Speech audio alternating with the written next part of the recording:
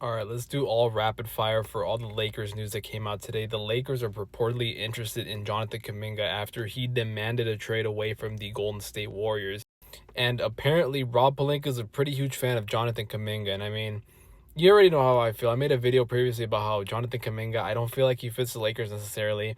I mean, if you're getting him on the cheap, you're getting him for the expiring deals and, maybe a second round pick. I'll take a flyer on him. But the thing you got to keep in mind for Jonathan Kuminga is he has a team option this offseason, and he's expecting to get paid for the next couple of years. So he's probably going to want the team to decline that and then have him paid for the future.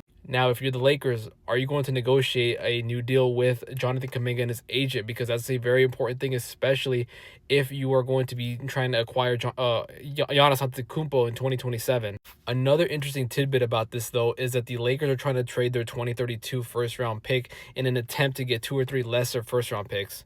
Now, as easy as I can explain this basically is trying to mitigate the Stepien rule where you cannot trade consecutive picks in any other year. So the Lakers already have traded 2027 and 2029, obviously. The 2027 pick is top 4 protected, and the 2029 is fully the Mavericks pick. And what the Lakers are trying to do is kick the can down the road, trade 2032, and get some other picks that would not be as valuable to other teams. Now, in a sense, this could be very, very interesting if you're trying to get, let's say, a player like Keon Ellis, where you're not necessarily going to give your full 2031 first-round pick for, and instead give them a lesser pick. And this could open up the 2026 pick to be traded immediately if you get a 2027 pick. Because the second you acquire a pick in that year, the other years get unlocked. It doesn't have to only be your pick if you do get that trade done. And finally, the last little bit of news was that the Lakers are trying to trade Gabe Vincent and Jared Vanderbilt, which is extremely interesting because everybody thought that it would have been Maxi Kleber, and Jared Vanderbilt was basically nuclear at this point because nobody wants him on a deal.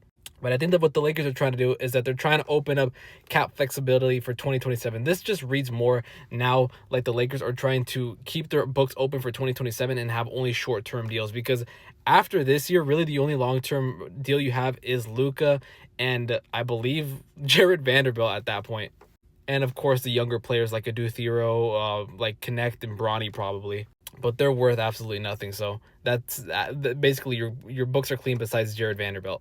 And again, this makes sense if you are trying to go out there and trade for a player where you're trying to hopefully help you this year and maybe down the future. But after 2027, this really reads like the Lakers are trying to have cap flexibility in 2027.